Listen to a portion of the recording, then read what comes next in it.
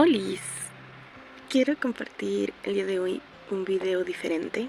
Creo que le vengo prometiendo desde que todo comenzó, hace 3 años o varios años, pero bueno, finalmente ya me siento en recuperación, no recuperada, en recuperación, pero ya en la fase final.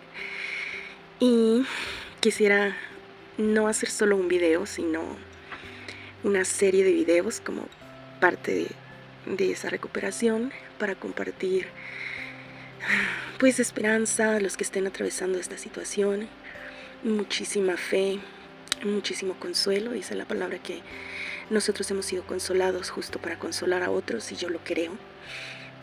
Y ahora que estoy en una etapa muy padre de todo este proceso, ya estoy lista para hablar de esto. Entonces espero yo que no sean más de 3 videos, no creo que sean videos cortos, pero quiero enfocarme en la salud mental y emocional de los cristianos, justamente porque en mi experiencia, y voy a hablar solo de mi experiencia, no quiero generalizar, sigue siendo un tema tabú, y no creo que estemos capacitados en la iglesia para atender esta clase de temas complejos de una forma integral y de una forma que podamos ayudar a otros.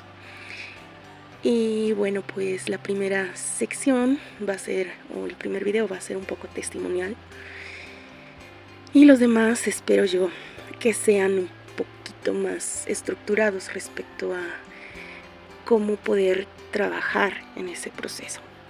Entonces, para no perderme, hice como un pequeño guión de lo que quiero platicarles. Tengo aquí al frente una serie de palabras que es justo todo lo que me sucedió.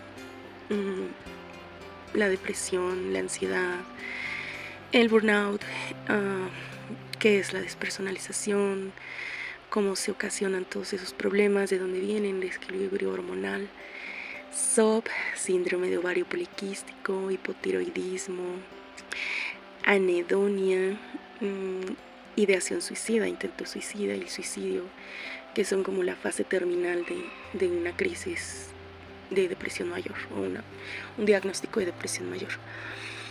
Y si lo que ves en pantalla te suena, y conforme lo estemos platicando te parece que se acerca un poco a lo que tú estás viviendo, pues tal vez este video te puede interesar. Si no es tu caso, pero conoces a alguien que sí, tal vez al escucharlo sepas cómo ayudar, que me parece que es la parte, como el objetivo al que apuntan estos videos, que podamos capacitarnos en ayudar a las personas que amamos a atravesar estos problemas que desconocemos. Y bueno, tengo aquí también lo que yo llamo un expediente clínico que fui armando en todo este proceso, y el cual me causa mucha ansiedad, aunque a mis médicos les da como mucho gusto verlo así, porque finalmente pues para ellos es ordenar la situación en la que se encuentra un paciente, pero a mí como que irle agregando hojitas significa que esto no ha terminado, ¿no? Y bueno, más o menos en estas fechas, diciembre del 2020, por una especie de crisis en muchos sentidos que yo no entendía, empecé a tener algunos de esos problemas, ¿no? Yo ya sabía que tenía un desequilibrio hormonal, que tenía síndrome de ovario poliquístico, porque hacía muchos años me lo había empezado a tratar, pero el síndrome de ovario poliquístico es un problema de desequilibrio hormonal complejo y tratable, pero solo eso, tratable, o sea, no sana. Entonces es una sobreproducción de quistes en los ovarios, y obviamente pues algunos de esos, como fue mi caso, pueden generar tumores, y eso fue lo que me pasó a mí. Me salieron tumores en los ovarios. No fue padre, porque para alguien que nunca ha tenido un bebé y que anhela ser madre, pues como que su primer ultrasonido no lo esperaba que fuera de un tumor. Entonces esa ansiedad y ese estrés pues solamente se multiplicaron y las cosas se empeoraron. Entonces quiero comenzar justamente con esto, con todo lo que en mi propia cita con médicos, por si tú no puedes pagar médicos, que más o menos tengas una orientación. Yo quiero dejar muy claro que todo esto que estoy hablando es basado en mi caso específico. Cada una tiene que atenderse para conocer su caso específico. Pero bueno, yo decidí atenderme con una ginecóloga porque yo ya tenía un antecedente previo de otra ginecóloga. Entonces para mí era claro que iba a ir con una ginecóloga.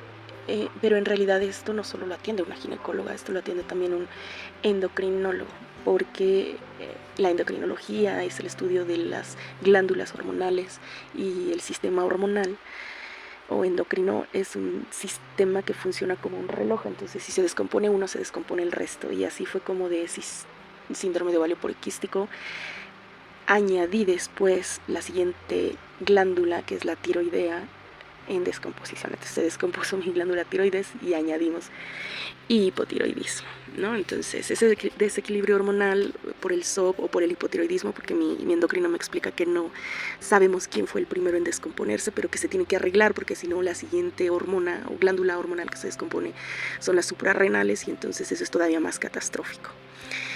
Entonces yo comencé con una ginecóloga. La ginecóloga me explicaba qué es y cuáles son los síntomas y qué es lo que me va a costar trabajo, cuál es el riesgo y muchas cosas que no vas a querer escuchar, pero que es necesario que escuches para que sepas qué tienes que hacer.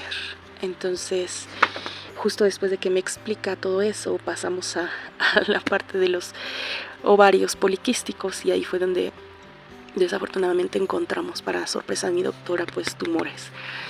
Y bueno, me mandó una serie de estudios, y de esos estudios cosas que no estaban saliendo tan bien, cosas que estaban muy mal, y más estudios y más estudios y más estudios, hasta que un día pues todos mis estudios y los medicamentos que ya estaba tomando y todo eso pues comenzaron a afectarme. O sea, toda la medicación que me estaban dando después de meses no funcionó, y entonces me dio un ataque de hipoglucemia. Hipoglucemia, al contrario del azúcar alta, es azúcar muy, muy, muy, muy baja, y sientes horrible, sientes como que te desmayas y vas perdiendo pues el conocimiento, y tu cerebro te va dando sus últimos mensajes antes de morir, que es azúcar. Entonces empiezas a recordar jugos, empiezas a recordar chocolates, galletas, todo lo que el cerebro considera que necesita en ese momento. Y bueno, derivado de ese ataque de hipoglucemia, más o menos un año después, fue que di con el endocrino. Y el endocrino, pues obviamente me mandó a hacer más estudios y más estudios. Y el endocrino se dio cuenta que pues sí estaba atrofiada mi tiroides, y además me dijo, hay un problema con los ginecólogos que se meten en el área de los endocrinólogos. Y ese fue el caso. Mi ginecóloga me recetó un medicamento para la tiroides, pero en una dosis errónea. Entonces me la ajustó el endocrino. Por eso es importante que tengan cada especialidad muy bien definida, o sea, que vayan con la persona que es necesaria para atender eso. Y bueno, además del hipotiroidismo y del desequilibrio hormonal, él detectó algo, detectó que sí había en los estudios pues muchísimo desequilibrio hormonal y una sobreproducción de cortisol en sangre, cortisol en orina.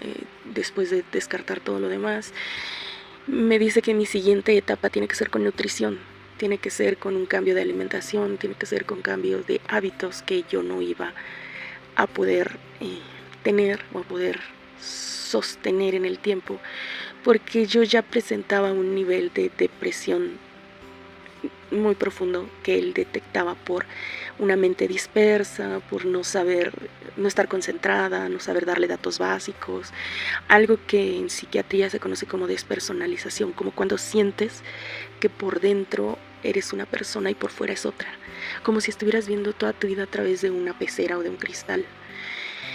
Entonces, para ese momento de despersonalización donde mi mente iba muy lento, trabajaba muy lento, yo no entendía qué estaba pasando, pero estaba pues en un hoyo oscuro sin entender qué pasaba y solo recibiendo malas noticias. Bueno, recibiendo noticias, pero mi cerebro las decodificaba como que eran malas, ¿no? Entonces, es que me refiere el endocrino con psiquiatría y me dice que necesito ir ya a trabajar con una psiquiatra para que podamos dar lugar a la segunda etapa de nuestro tratamiento, porque la cura para mi tratamiento era cambio en el régimen alimenticio, pero que no lo iba a poder hacer porque no tenía fortaleza mental para dejar el control aparente que tenía en los alimentos. Es decir, todo mi estrés lo descargaba en la alimentación era la única que me daba un poco de respiro en medio de todo lo que estaba mal. Y bueno, quitármelo así de tajo iba a empeorar mi situación mental y emocional, cosa que tenía razón. Y bueno, llego con la psiquiatra y la psiquiatra me da, o comenzamos con ella, pues todo este tratamiento acerca de, bueno, ahí fue donde me di cuenta que yo tenía un serio problema no médico, o sea, un serio problema emocional. Ese día olvidé llevar mi expediente y rompí en llanto en su consultorio y fue la primera vez que yo me di cuenta que yo no era yo, porque una persona que hace esta clase de organización y que tiene todo bajo control, ese tipo de descuido era un descuido catastrófico.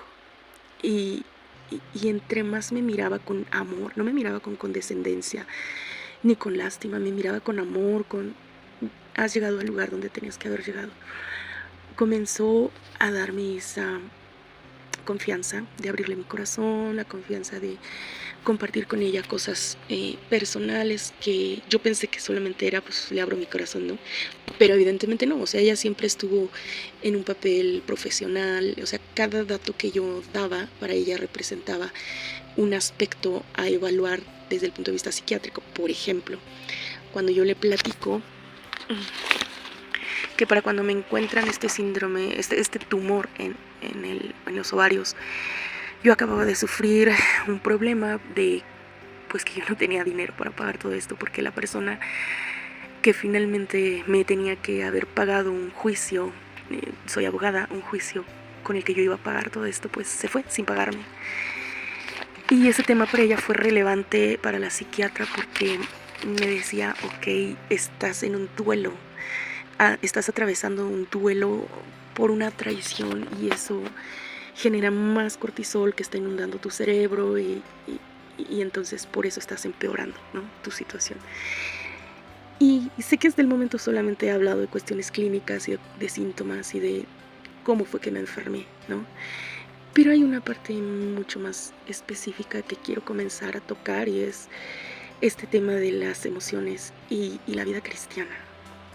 No sé cómo sean otras iglesias y aparte aquí quiero hacer una aclaración. No hay iglesias perfectas, no hay iglesias 100% terminadas.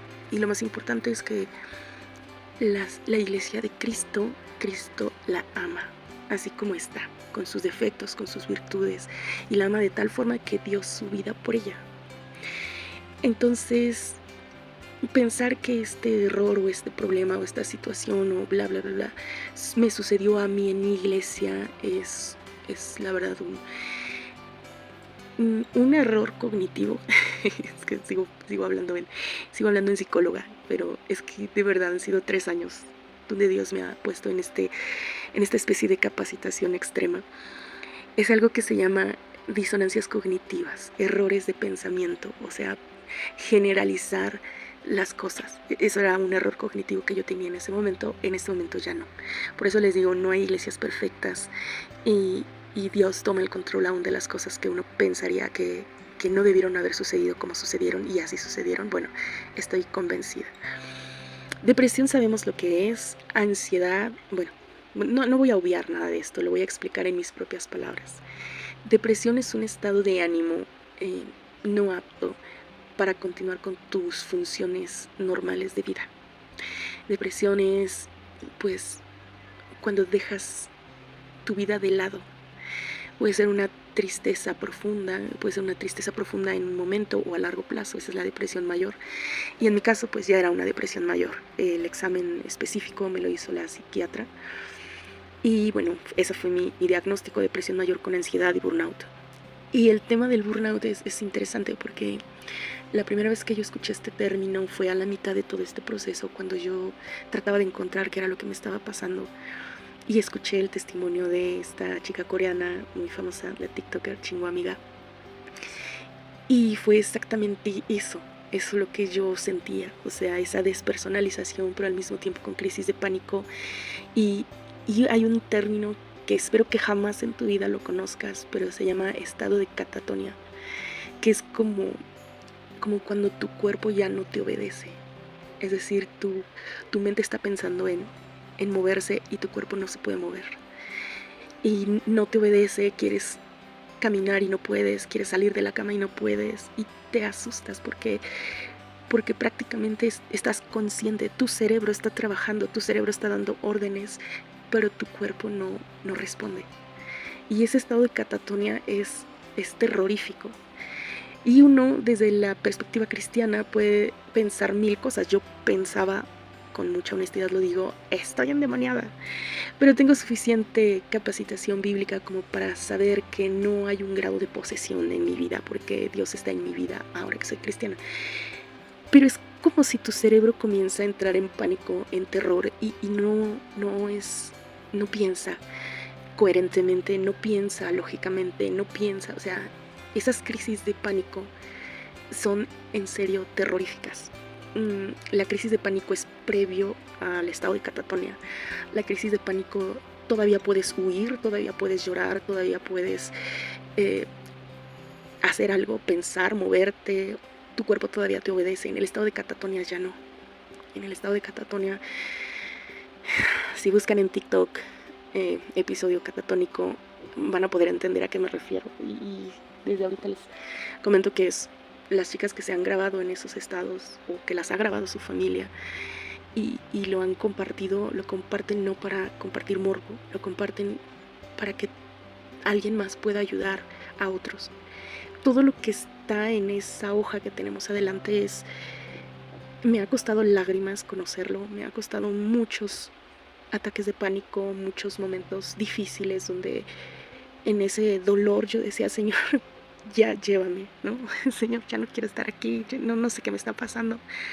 No era algo fácil de vivir y obviamente de hablarlo tampoco. Hoy mi última crisis de pánico la tuve en diciembre, estamos en abril de 2023, entonces quiero pensar que estoy en camino de la recuperación, y lo más importante es que sé que ha sido Dios, y Dios ha hecho las cosas como Él ha querido. Dentro de estos diagnósticos, el tema de la ansiedad tiene que ver con una preocupación extrema por el futuro. Es no saber vivir en el presente, es tener una mente muy ocupada en preocuparse por lo que va a pasar, no por lo que está pasando ahorita. Y la anedonia creo que es una de las cosas o de los síntomas más desesperantes, porque es cuando ya no tienes emociones, o sea, no eres capaz de sentir esas emociones, ni miedo, ni tristeza, ni enfado, ni enojo, ni alegría, ni amor, nada. Entonces es como si te quedaras flotando en la nada, y exactamente así como están puestas en la pantalla, llega una, llega otra, llega cada uno de sus emociones y de sus elementos en un ciclo que parece no terminar.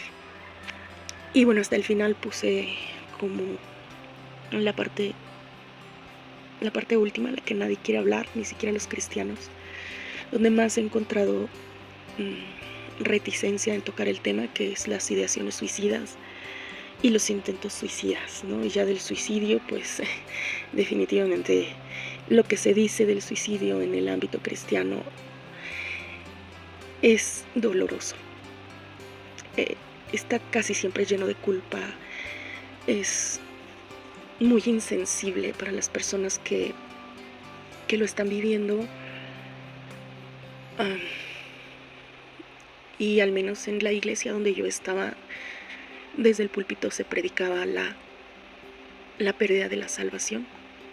Algo con lo que en este momento puedo decirles que tengo mi propio criterio. Y en mi propio criterio sobre si el suicidio hace perder la salvación o no, yo puedo saber que no. Sé que estoy obligada a explicarles bíblicamente dónde lo dice, pero en mi propia experiencia sobre la ideación suicida y los intentos suicidas que tuve, es un tema personal con Dios. Y en este mismo video más adelante les voy a explicar cómo fue que Dios me explicó que no pierdo mi salvación. Porque la persona que llega a ese punto no tiene en su mente odiar a Dios, no tiene en su mente desafiar a Dios, no tiene en su mente desobedecer a Dios, no tiene en su mente abandonar su fe cristiana, no lo tiene. Solo está cansada, está muy, muy bloqueada en sus receptores cerebrales, es incapaz de sentir nada y a toda esa angustia se suma la culpa de saber que como cristiano uno debería estar bien, debería estar gozoso, debería estar buscando a Dios, pero solo los que hemos estado parados en todo eso, todo lo que aparece ahí en la pantalla, sabemos que es imposible. Y nunca me importó lo que dijeran de mí en la iglesia mientras ideaba o tenía ideaciones suicidas, porque tampoco lo planeé, simplemente sucedió, simplemente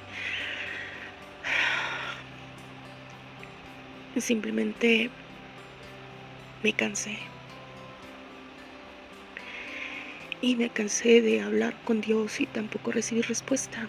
Y el que sí hablaba conmigo en ese momento era el diablo. Y en aquel momento, la última vez que lo intenté y estaba segura de que eso pondría fin a todo mi dolor y a todas esas enfermedades, decidí hablar con él y decidí decirle: sí, este es mi último aliento antes de lanzarme a esta avenida principal con autos a gran velocidad. Quiero que escuches lo que voy a decir con mi último aliento, Satanás. Toda la gloria es para Dios.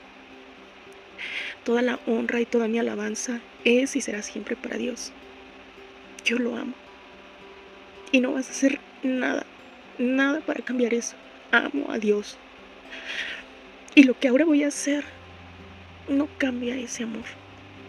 Lo que ahora voy a hacer es solo porque estoy cansada. Y si Dios no me quiere sanar, no importa. Yo lo sigo amando con todo mi corazón.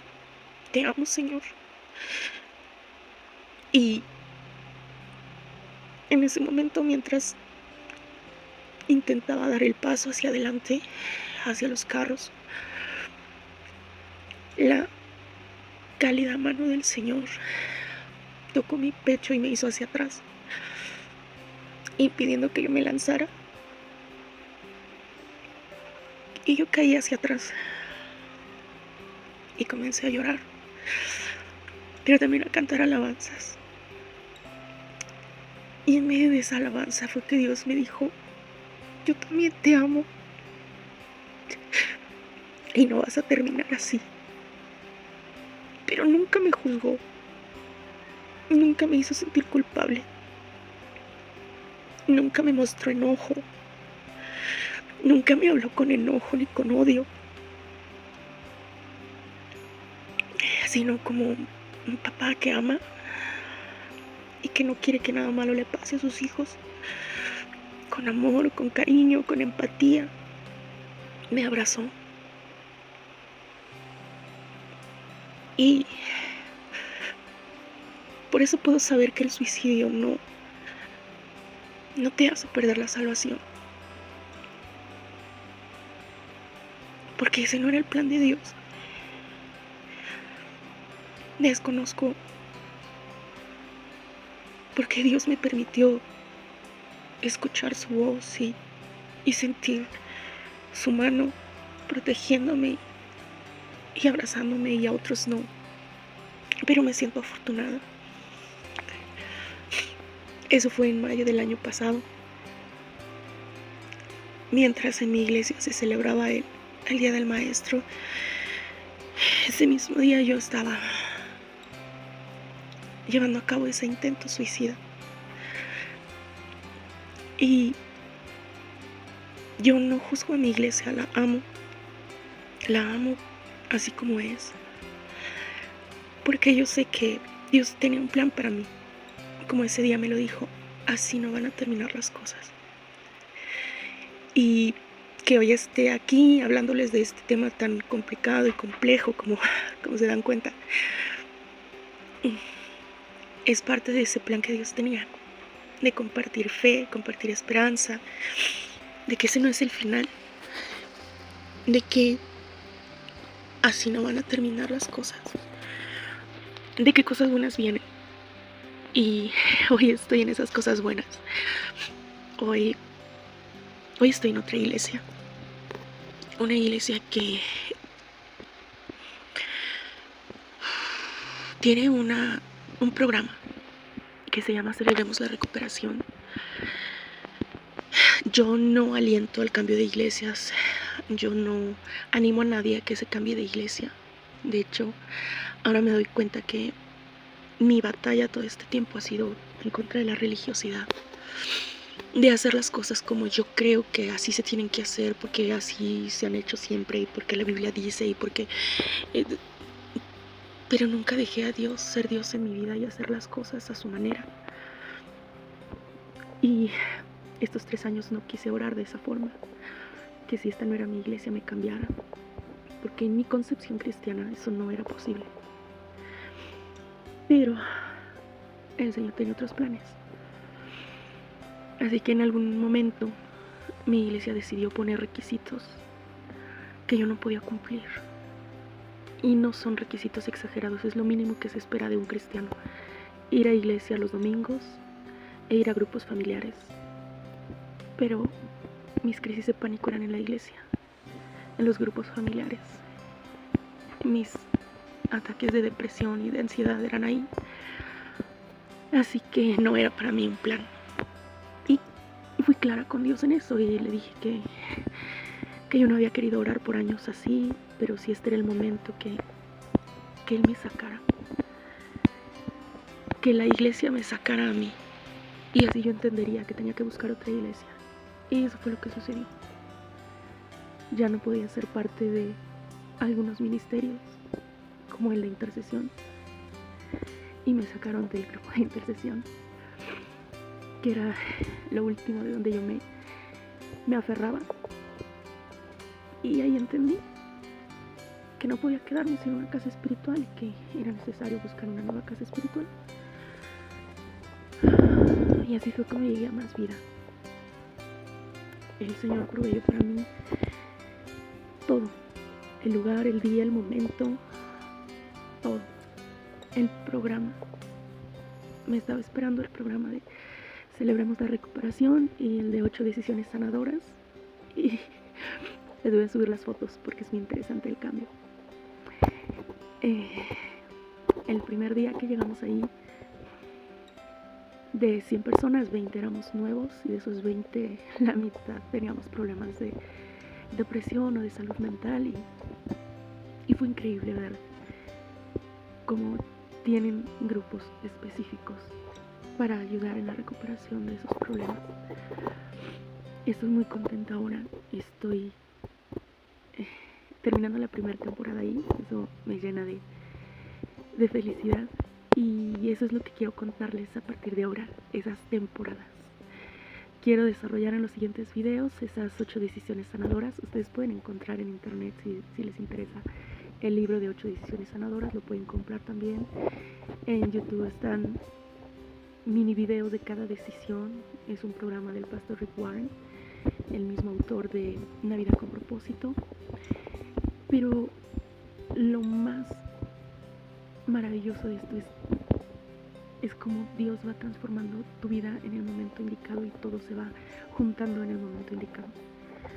Entonces dejo hasta aquí el video, y en los siguientes videos de esta serie abordaré el tema espiritual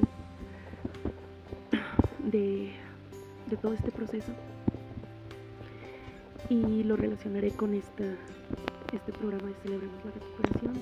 Vamos a llamarle que Dios está en todo esto, y Él sabe que está en todo esto, y te va a ayudar a sanar como me ayudó a mí, y te va a explicar en el tiempo que te tenga que explicar todas las preguntas que le has hecho, van a encontrar respuesta. En mi caso, como dice ahí, desde 2020 hasta ahora han sido años, pero ya no pregunto con el mismo dolor, ahora ya solamente espero con mucha fe, mucha paciencia, mucho amor, y espero también que te sea de bendición todo lo que voy a compartirte en los demás videos. Te mando un abrazo y bendiciones.